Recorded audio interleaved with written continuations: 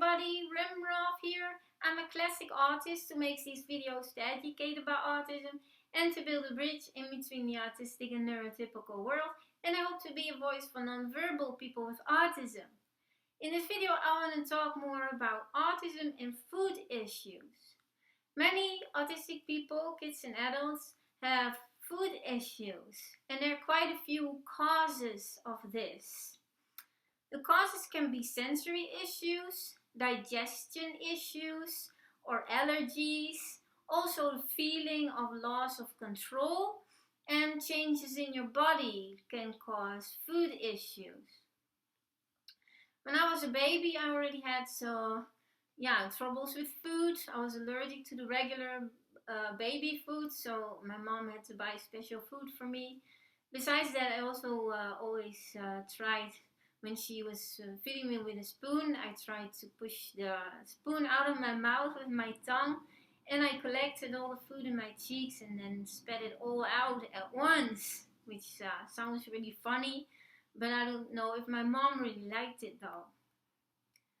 So the first cause, sensory issues. Autistic people have very sensitive senses, and they experience everything in a way more intense way, and so everything can be a lot more overwhelming. So if you look at the texture of food, many autistic people have problems with the texture of food, the feeling of the food in your mouth.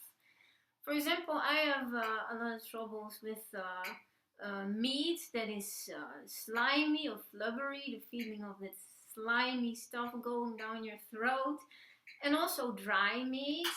The longer you chew on it, the drier it gets, but it never feels really correct enough to swallow.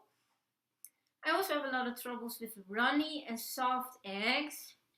I can't stand runny or soft eggs at all. I have to boil eggs for at least 20 minutes until I tolerate them. They're extremely hard and even a bit green until I can tolerate them. Peanut butter is something else I really don't eat. I used to eat it when I was little. I tried it a few times, but the smell of it is so extremely strong and so overwhelming. And then the texture of it is sticky, it gets stuck on your palate. And I didn't like the taste either, so I will never ever eat peanut butter. And also, when somebody else eats it, I don't like it if they come close to me because the smell is so extremely strong and overwhelming. Something else has to do with the texture of food is drinking soup. Some people like to drink their soup when it's like thin or soup or broth, but you will never see me doing that. I will always use a spoon with soup, even with broth, because in soup or broth there are always tiny chunks of something, like veggies or so, and when you drink it, then you don't see those chunks coming, and then it's very unpredictable to suddenly have those chunks go down your throat. And when you have your soup on a spoon, then you can see the chunks, and so then you can expect them and chew on them. The smell of food can be extremely overwhelming, very strong. So a reason for a lot of autistic kids and adults to just reject it. And also the look of food.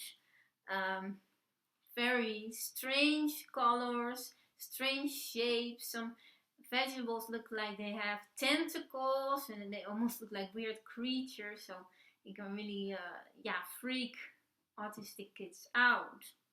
Okay, now more about the second cause, which is digestion issues. Many autistic people, kids and adults, they have digestion issues, and many food can cause a bellyache.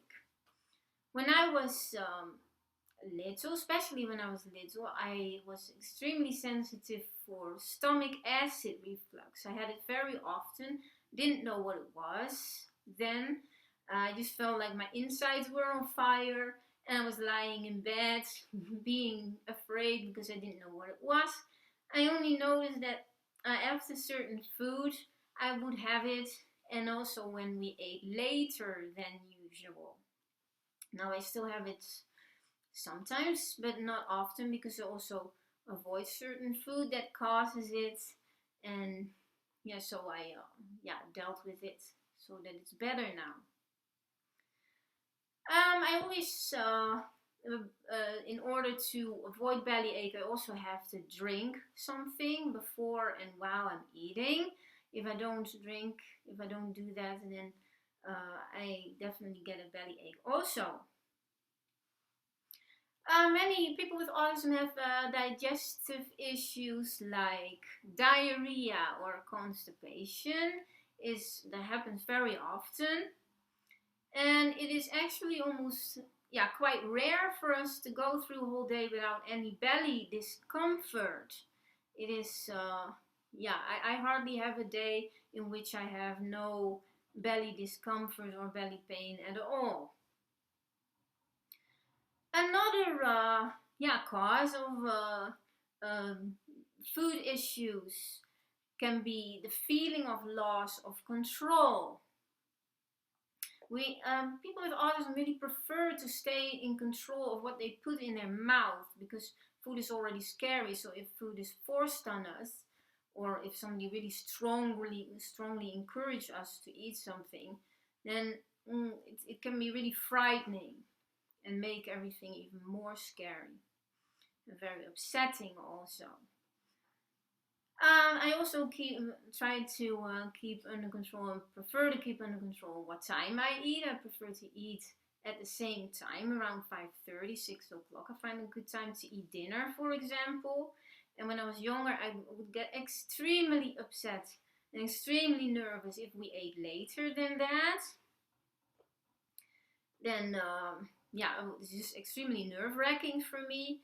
I would also find it very nerve-wracking if we would stay at other people's places for a whole night, for example, and then those people had other eating habits. They didn't have the same food as I used to eat, or they eat at total different times, like a lot later. That would really make me extremely nervous. What I also find very nerve-wracking is when we eat with other people and suddenly people start to take food off my plate as a joke. It might be funny for others, but I find it very nerve-wracking, because it takes a lot of effort for me to choose my food, what is good for me to eat, the portion of it, the amount of it, and the kinds of food. So if people take that away from me, then it causes a lot of discomfort, and it's just nerve-wracking for me. I don't mind to share food, but then I prefer to know beforehand, and then I just take something extra for somebody else. Then another very important topic related to food issues is puberty. You may notice, if you have an autistic teenager, that suddenly your food issues with your child starts to get worse, or they start to appear if they were not there before. Eating disorders is also actually quite common in people with autism. And food can be extremely scary, and food can also change your body. And when you're in your puberty, then a lot of changes are already happening in your own body. Your body starts to change into an adult, and if you can imagine that changes are already extremely scary for people with autism, then let alone changes in your own body. And when you're a teenager, then suddenly your body also can start to respond differently to certain foods. Like certain food can give you more acne, or certain food can make you gain weight, or you suddenly start losing weight, for example. And those changes can be extremely scary. So then some teenagers, they start to avoid certain foods, or they start to eat a lot less or a lot more to compensate for those changes. So now a bit more about eating routines and strange eating behavior. Many autistic kids and adults, they have quite strict routines or strange eating behavior. For example, many tend to overeat, and especially things they really like. But this is because we don't always feel the feeling of being full. Sometimes our body and mind don't communicate all that well, so we don't get a signal from our tummy that it is full and that we should stop eating. So that's quite a common thing that happens. Once I knew this autistic guy, and he literally ordered 30 scoops of ice cream in this huge family ice cream bucket, and he ate it all by himself and in one sitting. So that's an example of overeating something that he really likes. I really, it's not healthy, of course. I really like ice cream too, but I didn't eat that much. I could eat a whole liter, but it didn't make me really feel good, and I was really cold afterwards. So I'm not doing that anymore. I used to do that years ago.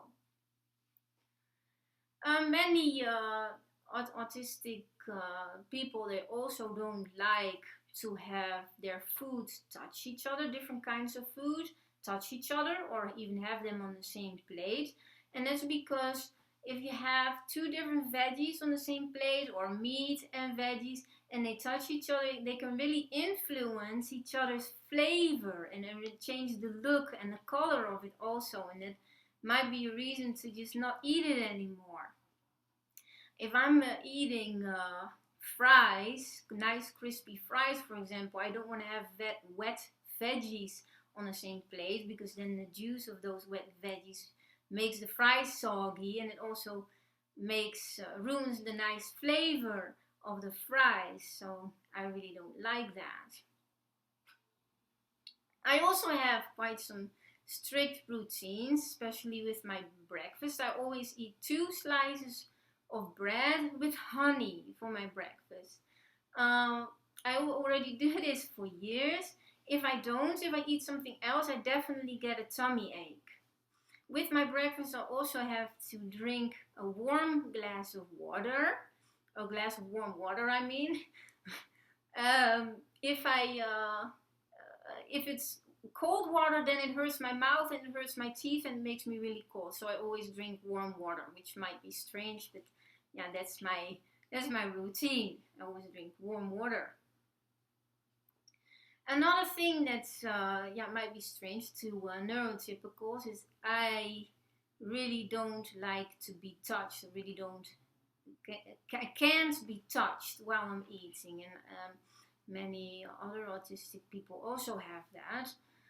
It has to do with sensory issues, a sensory overload from the food. There's already so much input from the smell, from the flavor, and from the texture, the feeling of it in our mouth, that being touched on top of that is just too much sensory input.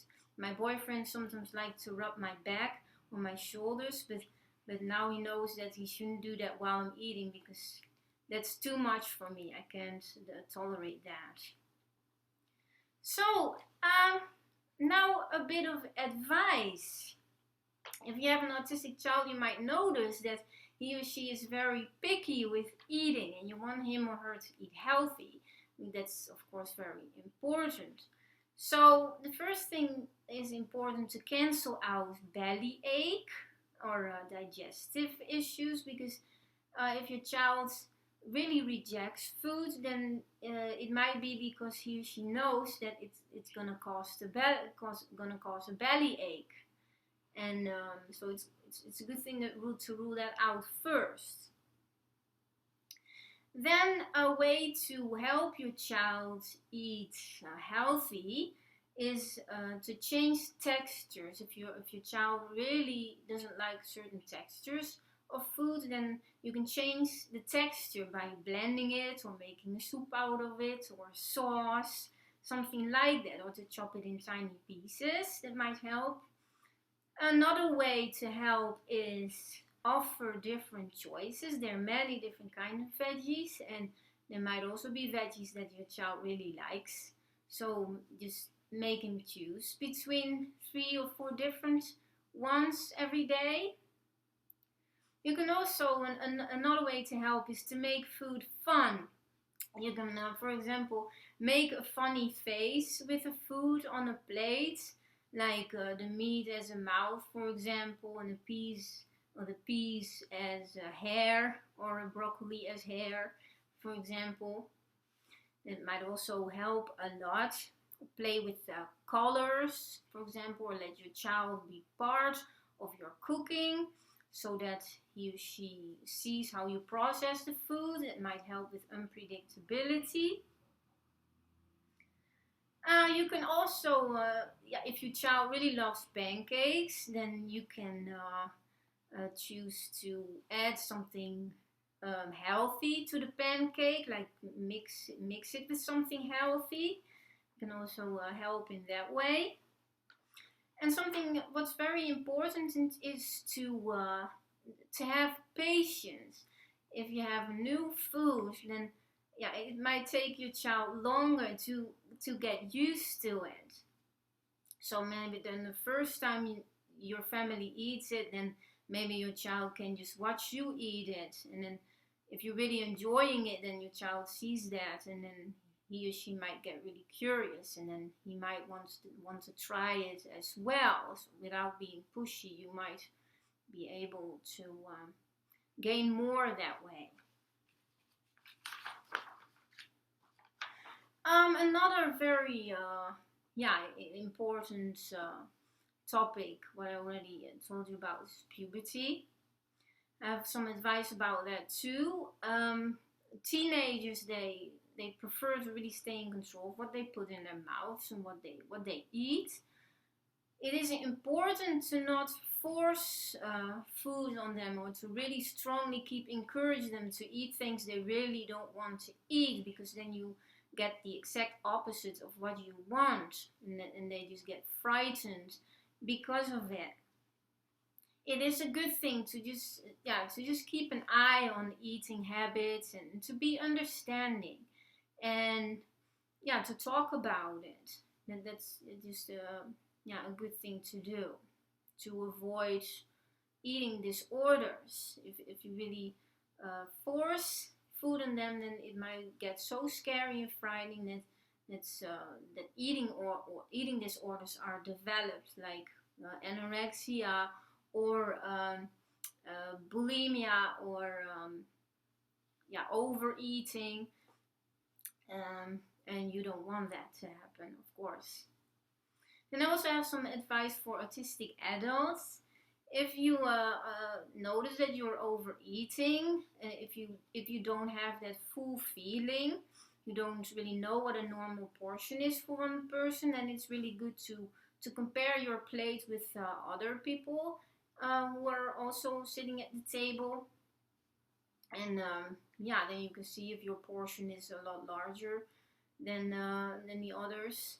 For example, if you're living alone, so you have nothing to compare with, then you can also buy pre-packed food for one person. I also used to do that, just one portion of veggies, and then you know exactly that you're not eating too much, and you're sure that you're not eating too little either. If you find yourself struggling with food, if you notice that you have an eating disorder, it is really important to find somebody you can trust and to talk about it. If you find it very difficult to talk about it, then you can also decide to write it down in a letter to somebody who you trust. That might really help. An important thing is also to not be ashamed, because eating disorders are a lot more common than everybody thinks, and a lot of people without autism also struggle with eating disorders, so you're definitely not alone. So this was it. I hope you found my video useful and all the information I talked about. Please let me know if you have any questions in the comments below, or send me a message. You can consider to subscribe to my YouTube channel to stay updated about my latest videos. You can also consider to become my patron on Patreon for $1 a month. You can also watch patron only videos, and with that $1 you also support me with this project so I can keep on doing it. And yeah, so this was it. Pilaf and I wish you a great day, and we hope to see you with our next videos again. Bye!